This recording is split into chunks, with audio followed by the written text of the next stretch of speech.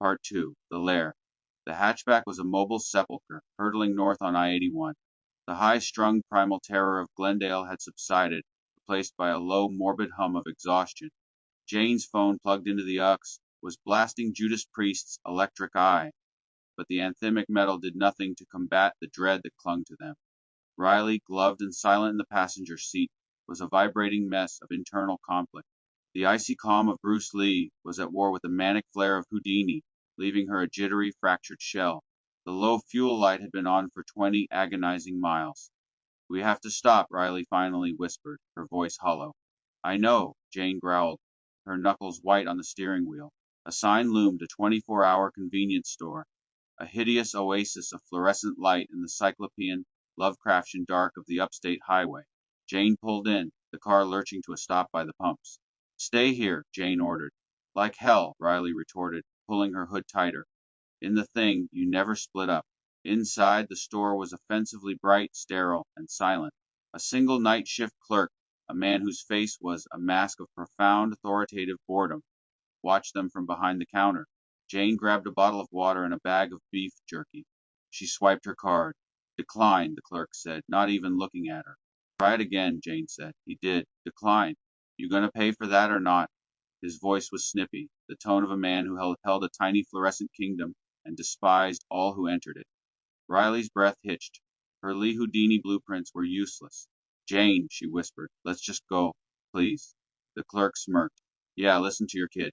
Jane, however, smiled. It was a performance.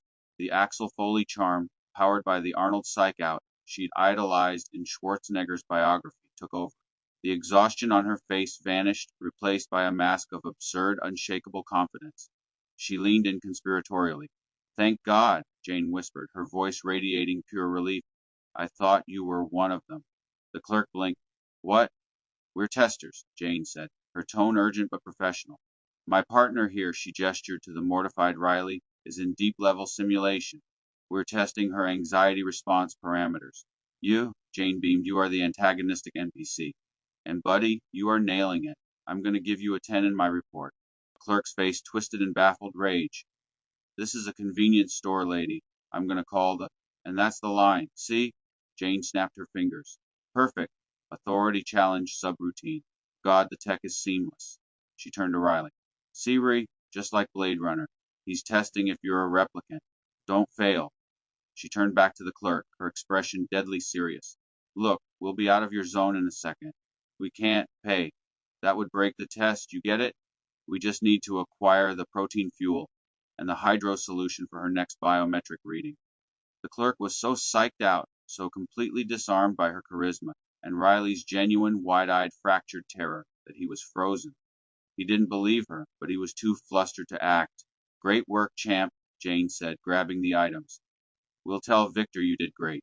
As the automatic doors slid open, Jane paused, looked back at the stunned clerk, and gave him a flat, emotionless stare. "I'll be back." The doors hissed shut. They were halfway to the car when a new, different voice accosted them from the shadows. "Are you registered to vote?" A second authority figure, an aggressive clipboard activist, blocked their path to the car. Jane, still high on her wind, started her Arnold bit. "Hey man, we're just NPCs in your—" "I don't care. Sign it now," the man shouted, shoving the clipboard at Riley. The bit had failed. The stress of the confrontation and the man's sheer hostility made Jane lose her grip. Her Axel Foley smirk vanished, replaced by a blank, childlike smile. "Hold on," she said, her voice a little higher, a little thinner. Riley saw it. "Jane, no." Jane turned to the car's open window, reached into the glove box where she, hopeless romantic who loved crafts, kept a random assortment of supplies, and pulled out a tube of crazy glue. "My sister's right," Jody said sweetly. "I should sign." She fumbled the pen. "Oops!" With a flick of her wrist, she squeezed the entire tube of glue onto the clipboard, right where the man's hand was. "Here you go," she chirped, shoving the clipboard back.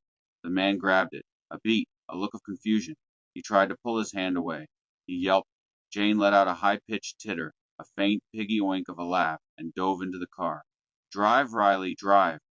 Riley slammed the car into gear, peeling out, leaving a furious clipboard-wielding man and a baffled clerk in their wake. Riley was livid. "Crazy glue?" she shrieked. her parent voice emerging as she white-knuckled the steering wheel. Are you insane? That wasn't you. That was Jody. You can't just let the kid drive, Jane. The Jody high was gone. Jane, back to herself, was slumped in the passenger seat, mortified. I know, Ree. I'm sorry. He wouldn't listen to Axel. And the kid got out. He was so loud. The gallows humor vanished, replaced by the crushing reality of their situation. Jane's voice went quiet, small, the hopeless, romantic core exposed. Don't let me forget, she whispered, her voice raw with a pain that had nothing to do with the haunting. Ketchum and the Echo are the real monsters. Jody's just a prank, but I'm the one who loves I Remember You. I'm the one who wants to do karaoke. That's me. That's the one you anchor. Riley's fury softened, melting into the grim bond of their shared curse. I know, she said, her own gloved hands shaking. I know, Jane.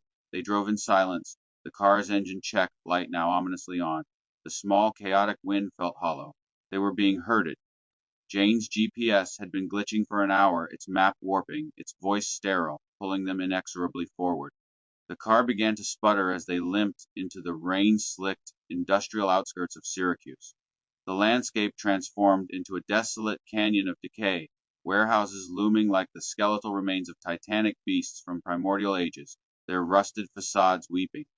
Every building was shrouded in darkness except one. Halfway down the block, a single buzzing, necrotic red pawn sign cast a sickly pall on the wet pavement, its glow pulsating like the heartbeat of a malevolent organism. It's a trap, isn't it? Riley whispered. Yeah, Jane replied, her Axel Foley humor extinguished, replaced by a Howardian barbarian's grim resolve. But we're out of cash and the car's dying. We don't have a choice. The pawn shop was a crypt of forgotten objects. The air was musty but unnaturally clean. Behind the counter stood a man in a sterile white shirt and surgical gloves, his presence exuding an aura of clinical detachment. He was one of Crane's. Jane placed her grandmother's locket on the counter. The man didn't glance at it, his eyes fixed on her. He smiled, a clinical gesture devoid of humanity. We've been expecting you, Jane. Dr. Crane finds your clot-borne metrics. Fascinating. He pushed the locket back. This isn't a negotiation. It's a rigged land deal. And this is all your land is worth. Phrase, rigged land deal. It was an existential trigger.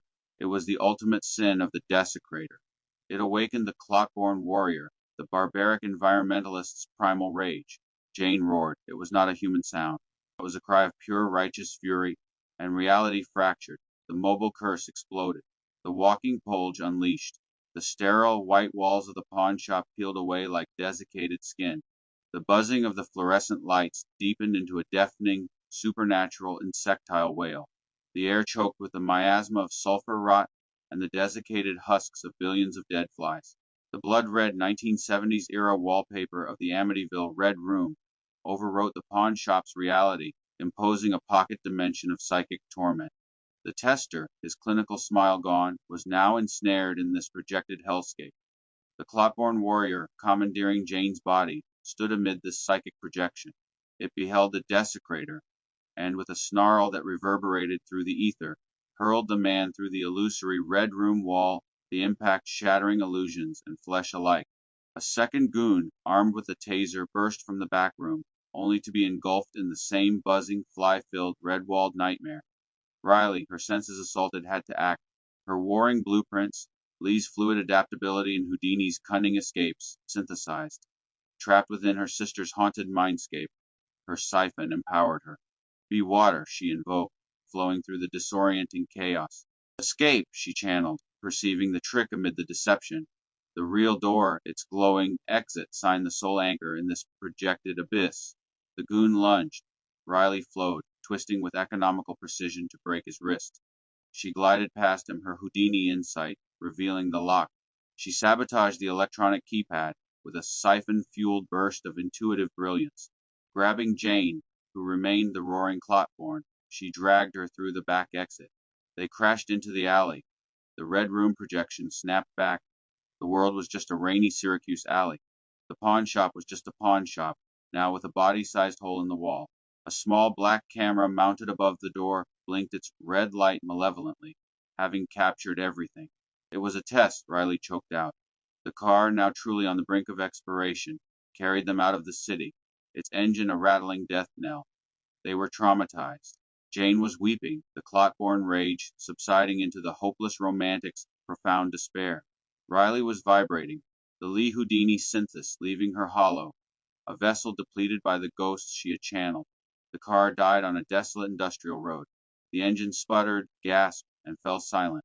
They huddled in the dead vehicle, a modern mask of the Red Death incarnate, the plague of their curses festering within, inescapable. The only sound was the distant, thunderous roar of Niagara Falls, and as the rain let up they saw it. In the distance, silhouetted against the churning vapors of the falls, stood a massive, sterile, white-tiled cube. A single Novellum Biotech logo pulsed faintly, like the eye of a watchful entity. They hadn't been driving. They had been pulled. The maze was a funnel. This was the lair. They walked toward it, their steps a solemn death march. The warehouse loomed as a sterile anti-ghost box, but as they approached, the mobile curse within Jane reacted violently. The air grew frigid. She gagged, retching at the overwhelming reek that assaulted her senses. To her, the sterile walls exuded the putrid essence of the Amityville fly room Crane had built his lab on desecrated land. On purpose, the massive steel doors hissed open. No guards, just a long white fluorescent lit corridor. And then his voice emanated from an intercom, omnipresent. It was calm, polite, Fauci-like in its authoritative reassurance, yet utterly terrifying. Welcome, ladies. Please proceed to Lab A. We're eager to witness a more controlled demonstration of the clot-borne phenomenon, Jane. The fly-room projection was inspired. The data is magnificent. He paused. And Riley, the Houdini blueprints application for bypassing electronic locks was flop. We'll need to refine that. They were trapped. They were not people. They were data. Jane, the hopeless romantic metalhead, and Riley, the fractured sci-fi nerd, exchanged one final look of pure defiant terror. Their bond was the last bastion against the encroaching void. Together, hand in hand, they stepped over the threshold.